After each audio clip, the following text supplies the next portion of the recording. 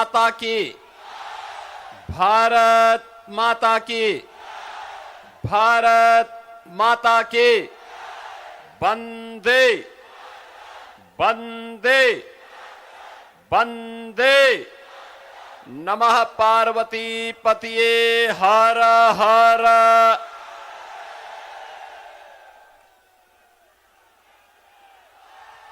Bharatiya Janata party के coach Bihar जिला के अध्यक्ष श्री अभिजीत बर्मन जी, भारत सरकार के पूर्व गृह राज्य मंत्री, माथाभांगा विधानसभा क्षेत्र से भारतीय जनता पार्टी के उम्मीदवार श्री निशीथ प्रमाणिक जी, शीतलकुची विधानसभा क्षेत्र से भारतीय जनता पार्टी के उम्मीदवार श्रीमती सावित्री बर्मन जी, पूर्व जिलाध्यक्ष से अनिल मालाकार जी,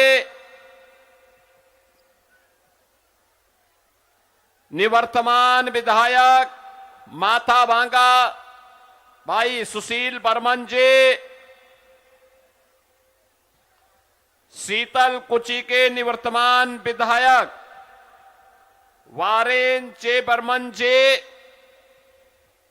जिला महासचिव मनोज घोष जी, जिला उपाध्यक्ष प्रताप सरकार जी, विधानसभा प्रभारी कृष्ण कुमार सहाराय जी, जिला प्रभारी राम सूरत कुमार जी, विधानसभा संयोजक अरविंद विश्वास जी, श्री जितेंद्र चौधरी बर्मन जी, गुरु प्रसाद बर्मन जी, मुरारी राय जी, भारतीय जनता पार्टी के मंडल अध्यक्षगण श्री रामेन बर्मन जी, मृदुल डे जी, वीरेन राय जी, विमल बर्मन जी, प्रकाश दास जी, कोच बिहार जिला सचिव भारतीय जनता पार्टी युवा मोर्चा श्री प्रशांत बर्मन जी, भारी संख्या में आज के इस चुनावी विधानसभा में उपस्थित भारतीय जनता पार्टी के सभी हमारे कार्यकर्ता और उपस्थित बहन और भाइयों, ये मेरा सौभाग्य है कि मुझे आज उत्तर बिहार के, उत्तर बंगाल के कोच बिहार जनपद के अंदर आप सभी से संवाद बनाने और इस माटी को नमन करने का सौभाग्य मुझे प्राप्त हो रहा है। मैं इस पावन धरा को, जिसने भारत की आजादी के लिए और स्वतंत्र भारत में देश की रक्षा करने के लिए हमेशा अग्रिम पंक्ति में खड़े होकर के बलिदान की एक नई परंपरा खड़ी की है, ऐसी पावन धरा को मैं नमन करते हुए आप सबका अभिनंदन करता हूं, स्वागत करता हूं। बहनों और भाइयों, ये पावन धरा जिसके बारे में कहा जाता है कि यह स्वाभाविक रूप से भारत की आस्था, भारत की लोक कला, संस्कृति और लोक गीतों की, वीरों के शौर्य और परिश्रमी अन्नदाता किसानों के परिश्रम की भूमि के रूप में कूच बिहार ने भारत की धरती पर अपनी एक पहचान बनाई है और माथा भांगा स्वाभाविक रूप से उसकी भाग्य की रेखा है, भाग्य की रेखा।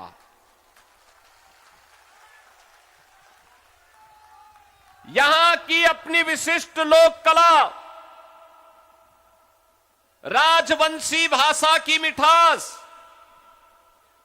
भव्य पारंपरिक लोक वेशभूषा और आत्मा को स्पर्श करने वाली भवैया लोक गीतों के माध्यम से आज यहां की महान राजवंशी समुदाय पूरे देश के अंदर अपनी एक पहचान बनाता है। बहनों और भाइयों, ठाकुर पंचानन वर्मा, वीर चिलाराय, पद्मश्री गीता राय बर्मन, इन सब की पावन धरा कौन ऐसा भारतीय होगा जो उसको नमन न करना चाहता होगा।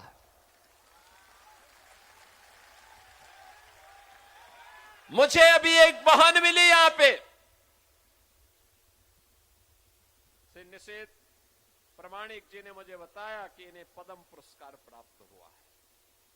मुझे अच्छा लगा। बहनों और भाइयों, बंगाल की धरती भारत की कल्चरल कैपिटल के रूप में, भारत की संस्कृति को एक नई दिशा देने वाली धरती के रूप में जानी जाती रही है। याद करिए, यही तो धरती है जिसने रामकृष्ण परमहंस जैसा सन्यासी दिया है।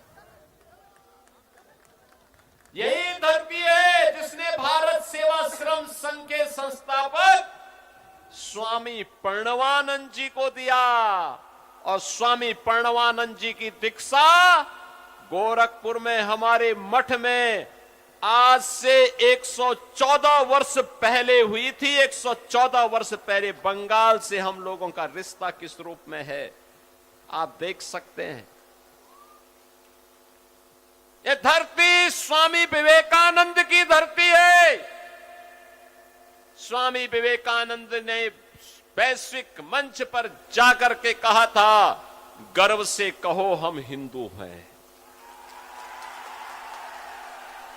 ये बंगाल की धरती का तेज है।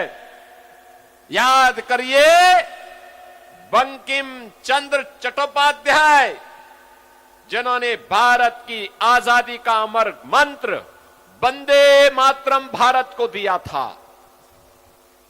ये वही धरती है जिसने भारत को भारत का राष्ट्रगान गुरुदेव रविंद्रनाथ ठाकुर के माध्यम से दिया। साहित्य के लिए भारत का पहला नोबेल प्राइज गुरुदेव रविंद्रनाथ ठाकुर को प्राप्त हुआ था। बंगाल के कारण प्राप्त होता, बंगाल की माटी के कारण प्राप्त हुआ था।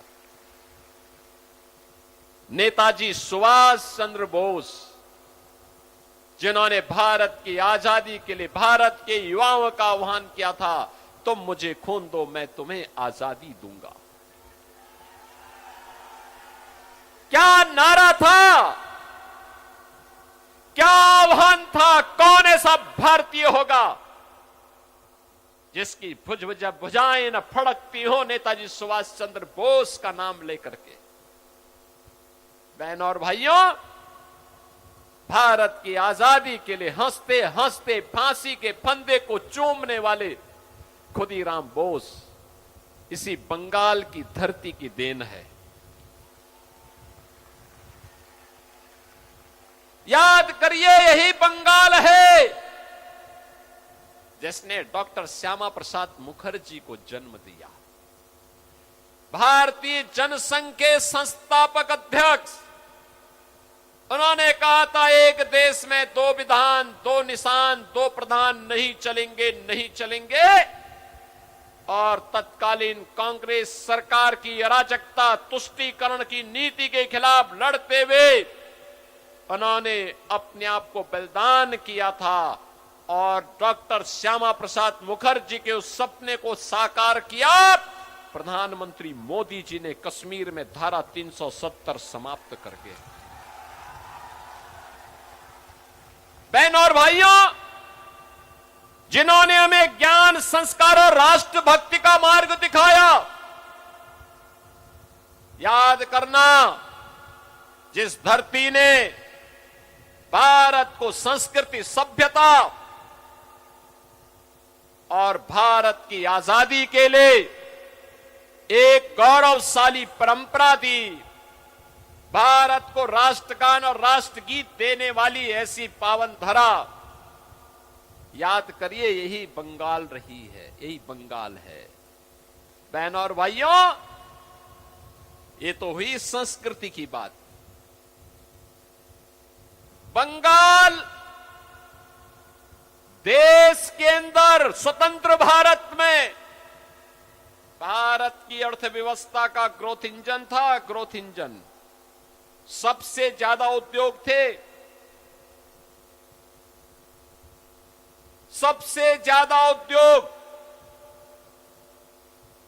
भारत की इकोनॉमी में 1/3 भाग बंगाल का हुआ करता था। भारत की इकोनॉमी के साथ साथ रोजगार देने का माध्यम भी युवाओं के लिए, नौजवानों के लिए, महिलाओं के लिए बंगाल था। क्या हो गया? कल आपने संसद में देखा होगा, कल आपने संसद का वह दृश्य देखा होगा जब प्रधानमंत्री मोदी जी ने देश की बहनों और बेटियों के लिए लोकसभा और विधानसभा में 33% आरक्षण का विधेयक 2029 में लागू करने का संशोधन प्रस्तुत किया। कांग्रेस, वामपंथ और टीएमसी ने उसको पास नहीं होने दिया। बहनों और भाइयों, ये वही लोग हैं, याद करिए, ये लोग आधी आबादी को उसका हक नहीं देना चाहते, लेकिन घुसपैठियों की पैरोकारी करते हैं, घुसपैठियों की पैरोकारी करते हैं ये लोग।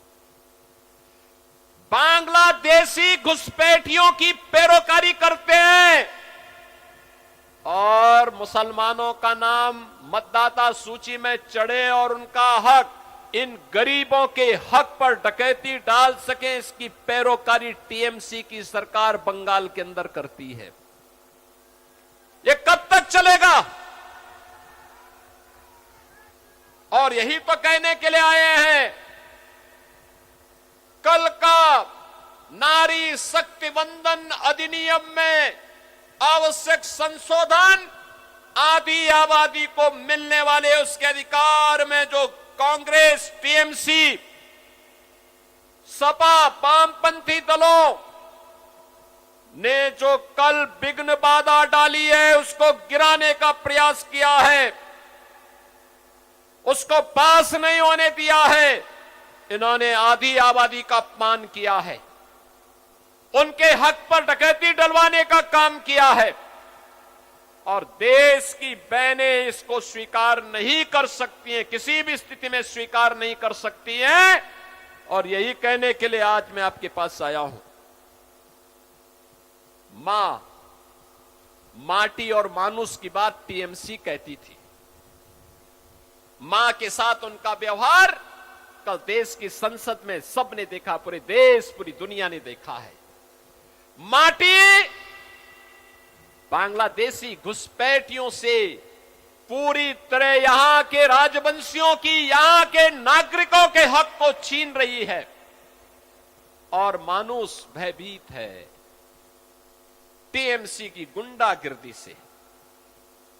नौजवान के सामने पहचान का संकट है।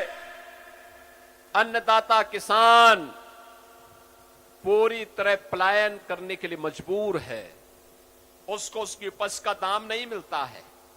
बंगाल में टीएमसी के 15 वर्ष के कार्यकाल में 7,000 से अधिक बड़े कारखाने बंद हुए हैं। 30 लाख नौजवान बेरोजगार हुए हैं। विकास के खारे तब पड़े, मोदी जी के द्वारा जो पैसा भेजा जाता है वह पैसा यहां के गरीबों में नहीं दिया जाता है, यहां के ट्राइबल के बीच में नहीं दिया जाता है, यहां के अनुसूचित जाति जनजाति के नागरिकों तक पहुंचने में नहीं पहुंचता है। ये पैसा टीएमसी के गुंडे खा जाते हैं या बांग्लादेशी घुसपैठिए खा करके, इनकी मदद से खा करके आपके हकों पर डकैती डालने का काम कर रहे हैं। और इसीलिए आज मैं आपसे कहने के लिए आया हूं, बहनों और भाइयों, बंगाल में कारखाने बंद हुए हैं, धान के उत्पादन में गिरावट आई है, मछली उत्पादन में लगातार गिरावट आ रही है। कारण है सरकार अच्छा दाम नहीं देती है, यहां की टीएमसी सरकार पैसा नहीं देती है। टीएमसी को तब पैसा देने की या नौजवानों को रोजगार देने के लिए फुर्सत होती तो वो सोचती, उसको तो मुस्लिम तुष्टीकरण से फुर्सत ही नहीं है। और मुसलमानों के अलावा किसी के बारे में नहीं सोचती है। बहनों और भाइयों, बंगाल के अंदर आज आप जय श्री राम का नारा नहीं लगा सकते, क्योंकि या तो यहां की सरकार अत्याचार करवाती है या टीएमसी के गुंडे हमला करते हैं। दुर्गा पूजा के पहले उपद्रव हो जाता है। यहां की गवर्नमेंट दुर्गा पूजा और विसर्जन के दौरान अनुमति नहीं देती है, नहीं देती है। गौ हत्या करवाती है। यहां की सरकार लगातार प्रताड़ित करवाती है। आपका हक पर भी डकैती डलवाती है। ठीक यही स्थिति उत्तर प्रदेश में भी थी 2017 के पहले।